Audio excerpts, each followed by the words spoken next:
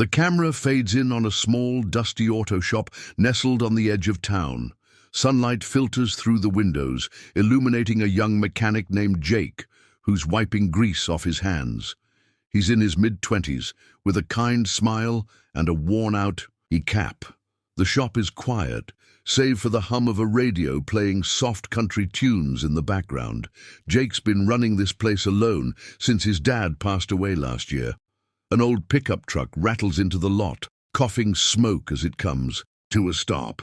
Out steps Harold, a frail man in his 80s with a white beard and tired eyes. He leans on a cane, looking at the truck with worry. Jake steps out to greet him, noticing the man's shaky hands. "Looks like she's seen better days," Jake says, warmly, gesturing to the truck. Harold nods, his voice soft. "She's all I've got to get around." Harold explains that the truck has been stalling for weeks, but he can't afford the repairs. His pension barely covers his bills, and his kids live far away. Jake listens intently, his heart sinking. He knows what it's like to struggle. His shop is barely breaking even. "Let me take a look," Jake says, rolling up his sleeves. Harold's eyes brighten with a flicker of hope as Jake pops the hood to inspect the engine. The camera zooms in on Jake's hands as he works, carefully checking the spark plugs and fuel lines. The engine's a mess, leaking oil, worn-out belts, and a dying battery. It's a big job, one that would cost hundreds of dollars.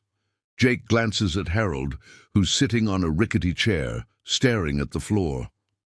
Jake makes a decision.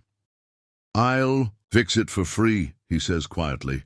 Harold's head snaps up, stunned. "You don't have to do that, son," Harold protests, his voice trembling. But Jake shakes his head, smiling. "I want to. My dad always said we help where we can." Harold's eyes well up with tears, and he murmurs a quiet thank you. Jake gets to work, pulling out tools and parts from his shelves. The camera captures the clinking of metal and the soft hum of effort as the day stretches into the afternoon. Hours pass, and the shop grows dim as the sun sets. Jake's hands are black with grease, but the truck's engine finally roars to life. He revs it a few times, a grin spreading across his face. Harold shuffles over, his cane tapping the concrete floor. He hears the steady purr of the engine and clasps Jake's hand tightly. "You've given me more than a fixed truck," he says. "You've given me my freedom back." The next morning, Jake arrives at the shop early, still feeling good about helping Harold. He's sweeping the floor when his phone rings. The caller ID shows an unknown number, and Jake answers cautiously.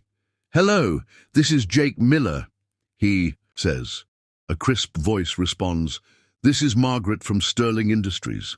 Our CEO, Mr. Sterling, would like to meet you today at 10 a.m. Can you make it?" Jake freezes. Jake's mind races as he hangs up. Sterling Industries is the biggest company in town, a manufacturing giant. Why would the CEO want to see him? He's just a small-time mechanic. He checks the time. It's 8:30 a.m. He quickly changes out of his greasy overalls, puts on his cleanest shirt, and heads to the address Margaret gave him. The camera follows him as he drives, his knuckles white on the steering wheel. The Sterling Industries building looms ahead, a sleek glass tower that dwarfs the rest of the town.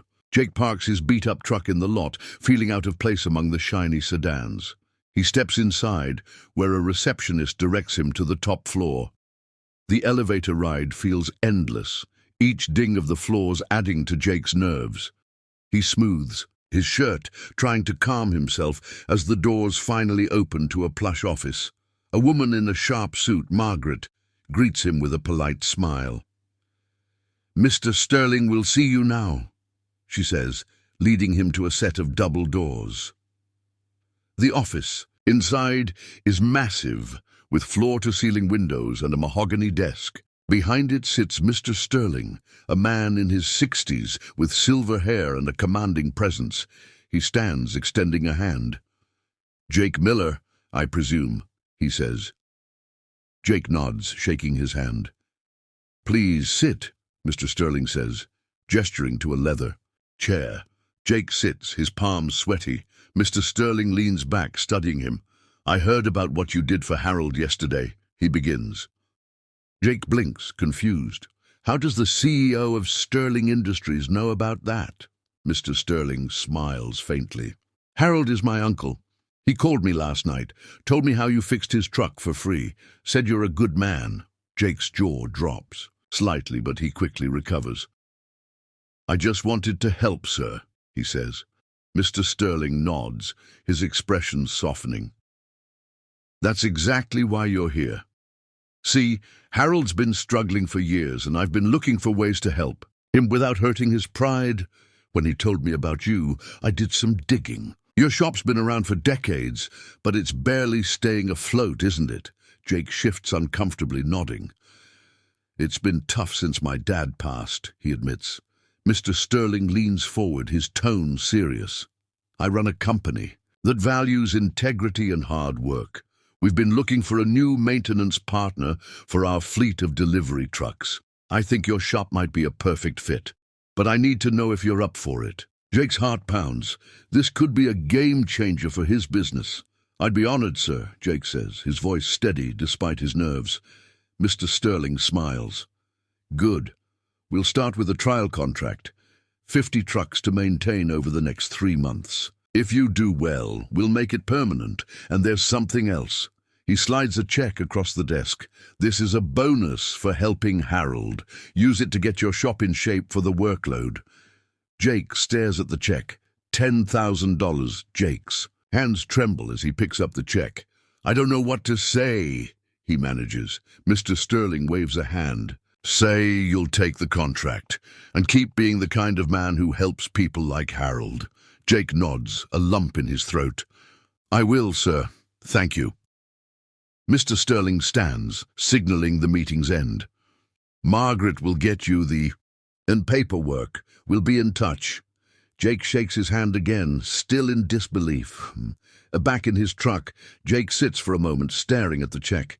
He thinks about his dad, who always dreamed of expanding the shop, but never got the chance. A smile spreads across his face as he starts the engine. The camera follows him back to the shop, where he immediately starts making plans. He calls a few old friends who are mechanics, asking if they'd like to join him for the new contract. They're thrilled. Over the next few weeks, Jake's shop transforms. With the $10,000, he buys new tools, repaints the walls, and even gets a proper sign made. The camera captures the buzz of activity as Jake and his new team work on the Sterling Industries trucks. They're meticulous, double-checking every bolt and filter.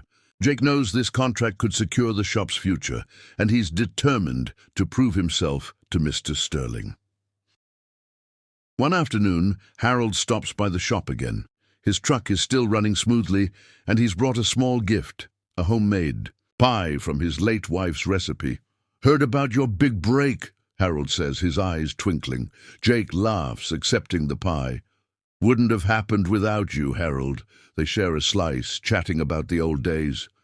The camera lingers on their laughter, a moment of genuine connection. The trial period flies by, and Jake's team delivers. Every truck is in top shape, and Sterling Industries is impressed. Mr. Sterling calls Jake back to the office, this time with a broader smile. "You've exceeded our expectations," he says. "The contract is yours, permanent, and we're increasing the fleet to 100 trucks. Jake's chest swells with pride. He shakes Mr. Sterling's hand, thanking him for the opportunity. Back at the shop, Jake gathers his team to share the news. They cheer, clapping him on the back. The camera pans across their smiling faces, then cuts to a montage of the shop's growth. A new sign reads, "Miller's Auto, proud partner of Sterling Industries." Jake hires more staff, and the lot is filled with trucks coming and going. The shop that was once on the brink of closing is now thriving, a beacon in the community. Months later, Jake is working on a truck when a familiar face walks in.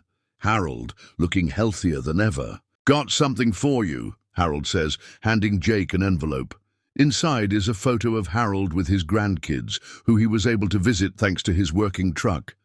"You made this possible," Harold says. Jake smiles, tucking the photo into his pocket. You made a lot possible for me, too, he replies. The camera cuts to a quiet evening at the shop. Jake is closing up, the last of his team heading home. He pauses to look at a framed picture on the wall, him and his dad, taken years ago in front of the shop. He touches the frame gently, whispering, "We did it, Dad." The radio plays a soft tune as the lights dim, and Jake locks the door, a sense of peace settling over him. The shop's future is secure.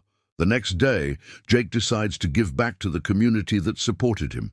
He starts a program at the shop, offering free repairs to seniors and low-income families once a month. The camera captures the first event, cars lining up, Jake and his team working with smiles on their faces. An elderly woman hugs Jake, thanking him for fixing her car. "Just passing on the kindness," Jake says, his voice warm. Word of Jake's program spreads, and soon the local news picks up the story. A reporter interviews Jake at the shop, asking how he went from nearly closing to thriving. Jake tells the story of Harold, the truck, and Mr. Sterling's offer. "It all started with one act of kindness," he says. The camera zooms in on his earnest face. "I just wanted to help someone. I didn't expect it to change my life, but it did." The news segment airs, and Jake's shop becomes a local legend. People from all over town start bring